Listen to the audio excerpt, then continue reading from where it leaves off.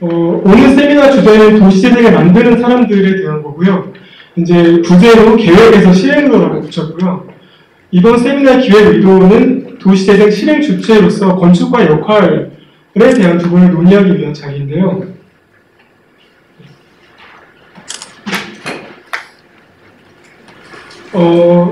지금 이게 화면이 약간 넓어져서 보기가 조금 그런데, 우리나라 국비지원 도시재생 사업이 어디까지 왔는지를 2015년 말이 되는 시점에서 한번 점검을 해보고 2016년에 전망하는 자리를 마련해 보려고 하는데요. 우선 2006년부터 국가 R&D가 도시재생에 대해서 굉장히 오랫동안 이루어졌고, 그거를 배경으로 2013년도에 도시재생 특별법이 제정이 됐고요. 특별법에 의해서 도시재생 국가적인 기본 방침이 성립됐습니다. 다음에 2014년에는 선도지역, 국비가 지원이 되는 도시재생 선도지역 13곳이 지정됐고요. 그래서 각각의 활성화 계획이 연말까지 승인됐고, 올해는 그 승인된 활성화 계획을 보완을 하거나 그 안에 있는 어떤 사업들같이 커다란 테마를 정하는 핵심 콘텐츠를 발굴하는 일들을 주로 하게 되었고요. 그래서 법에 대한 부분들이라든가 계획에 대한 부분들이 현재까지 주를 이뤘고요. 실행에 대한 부분은 아마 내년 초부터 본격적으로 들어가야 될 것으로 생각이 됩니다. 근데 이 도시재생에 대한 담론을 이끌어가는 분들이 대체로 계획가 분들이라든가 이론가 분들이 주를 이루면서, 그럼 이 계획들을, 도시재생 계획들을 누가 할 건지, 이걸 받아서 어떤 주체들이 어떤 방식으로 해야지 맞을지에 대한 논의가 아직 많이 이루어지지 않은 상태고요. 이거를 방금 말씀드린 이제 시간순으로 되어 있는 거를 위계부터 공간 위계별로 말씀을 드리면 복잡하게 되어 있지만 거꾸로 올라가는 방식으로 설명을 드리면요. 우선 특별법이 있고 국가 방침이 있고 이제 13년에 완료된 부분들이죠. 그 다음에 얼마 전에 발표된 서울 도시재생 전략계획처럼 시군구 전체를 대상으로 한 전체적인 어느 곳이 생태가 되어 있고 어디에 활성화를 먼저 시킬 거냐에 대한 지정과 우선순위를 정하는 전략계획이 있었고요. 그 다음에 많이들 도시 재생하면은 흔히들 떠오르는 이미지인데, 주민 참여 과정들을 통해서 일정한 보통 한 1평방킬로미터 정도 내외 범위가 많이 다뤄지는 범위인데, 그 지역 범위에 대해서 소프트웨어적인 사업들, 하드웨어적인 사업들, 혹은 소프트웨어 하드웨어가 융합된 사업들을 각각 계획을 만들어가는 것들이 올해까지 주로 이루어졌던 내용들입니다. 그래서 저희가 각각 13개 그 선도 지역에 대해서 핵심 콘텐츠를 발굴하고 각 콘텐츠별 사업 계획들을 도출하는 것까지 올해 주로 중심적으로 다뤄지게 됐었고요. 그 밑에 이제 이렇게 쪼개진 단위 사업들을 어떤 방식으로 진행을 할 건가, 어떤 사람들이 해야 되나에 대한 논의들을 오늘 펼쳐지게 될 거고요. 그래서 어떤 사업들이 있는지, 첫 번째로는 사업의 스펙트럼이 굉장히 많다는 말씀을 드리고 싶은데요.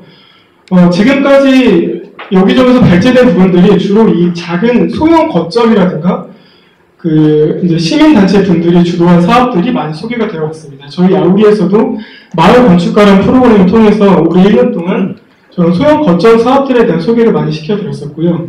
저런 사업들도 도시재생에 굉장히 거대하고 중요한 거점으로 축이기는 한데, 이것만 있는 건 아니고요. 일본이라든가 미리 도시재생을 시작했던 선진국들 사례를 보면 이 소형 거점들이 군을 이뤄서 하나의 지역군을 만들어서 지역 전체를 활성화시키는 사례, 혹은 중형 거점, 오늘 발표해 주실 커먼그라운드 같은 사례겠죠.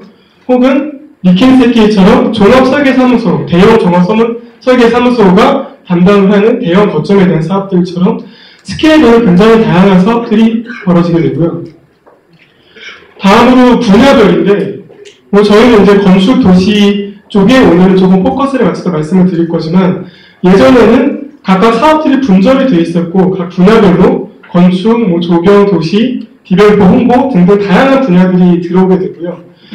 재생 사업에서도 기존의 범위보다 훨씬 많은 범위의 분야들이 들어와서 같이 협업을 하게 되는데, 건축으로 이제 오늘은 건축 얘기니까 이게 건축이 중심이 되자는 얘기가 아니라 다양한 각각 테마가 가운데 들어와서 모두 성립이 되는 말인데요. 전통적인 업역을 확장시키지 않으면 사업하기가 어렵다는 이야기인데요. 재생 사업 대상지 자체가 쇠퇴한 지역이라서 전통적인 개발 방식으로 했을 때 답이 안 나오는 지역들에 대해서 어떻게 여기에 새로운 방식으로 어떤 지원을 통해서 활력을 만들어내고 공동체를 구축을 할지 하는 얘기이기 때문에 건축이 하는 테두리 안에서 있는 일들을 가지고 기존에 있던 방식대로 쭉 가는 방식이 아니라 다른 분야와의 협업, 건축 플러스 알파라고 말씀을 드렸는데 디벨로퍼 영역이랑 융합을 할 수도 있을 것이고 스페이스 브랜딩이라든가 리징에 대한 부분들 혹은 임대라든가 서브리스 같은 재임대 같은 부분들, 부동산업 같은 부분들 그러니까 다양한 부분들이랑 융합을 하면서 없었던 사업성을 만들어내는 그런 과정들을 앞으로 나아가야 된다는 생각을 하고 있고 오늘 각각 이 세 가지들의 사례들을 세 분 발제자님께서 발표해 주시게 됐습니다. 마지막인데요. 아까도 잠깐 설명을 드렸지만 재생 사업이 계속 지속적으로 이루어지기 위해서 국비 지원 도시 재생의 중요한 키워드 중에 하나가 마중물 사업이라는 건데요. 이거는 선도지역 같은 경우는 4년, 일반 사업은 5년 동안 국비 지원을 해주고 그 이후에는 지자체가 자립적으로 그 지역의 사업들을 이끌어갈 수 있는 사업 비즈니스 모델을 구축해야 되는 이야기인데요.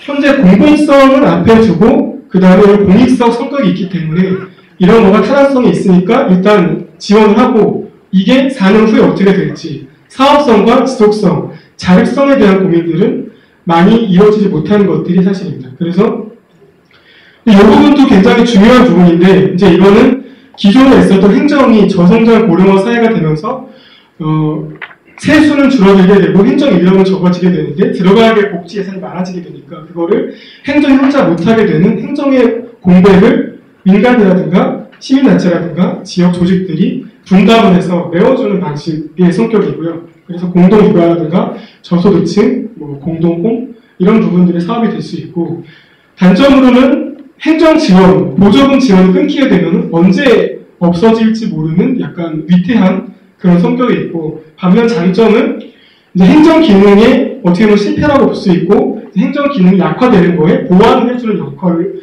통해서 공공성을 높여주는 성격의 사업들이고요. 그 다음에 주로 있는 사업 성격이 지역 공동체 강화를 목적으로 하고 있습니다. 반면에 오늘은 좀 이쪽에 대해서 설명을 드리고자 하는데요. 이제 이런 부분도 물론 굉장히 중요한 축이지만 이런 축만으로는 쇠퇴한 지역에 기존의 돈을 목적으로 들어왔던 민간 회사들도 실패한 지역에서 어떻게 성공을 할지에 대한 고민을 하다 보면은 공공성이 앞에 나가는 것보다 사업성이 앞에 나가는 모델도 필요하다고 생각을 하고요.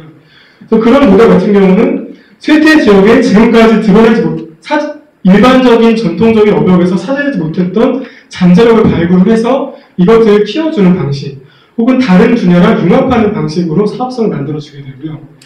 통상 주식회사 형태로 운영이 돼서 수익 창출을 목적으로 가게 되는데 다만 수익 일부를 지역에 다시 환원을 한다든가 아니면은 채용할 때 지역 주민들을 우선 채용을 한다든가 하는 방식 혹은 건설하는 공간의 일부 지역을 공공 목적으로 할애를 하는 방식으로 공공성을 보완합니다.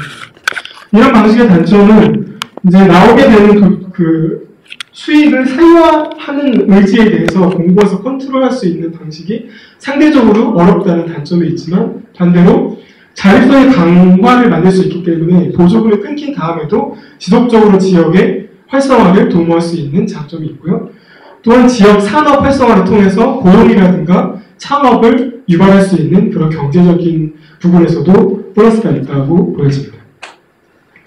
그래서 이런 공공공간이라든가 공공시설을 위탁을 받아서 관리하는 공공성을 먼저 두고 그 다음 사업성을 생각하는 모델도 있을 수 있을 것이고 이 같은 경우는 이제 굉장히 그 외곽에 있는 일본의 도시인데 도시에 보조금을 전혀 받지 않고 민간의 창의력과 민간 자본만으로 활성화시킨 오가루이라는 사업 모델이고요.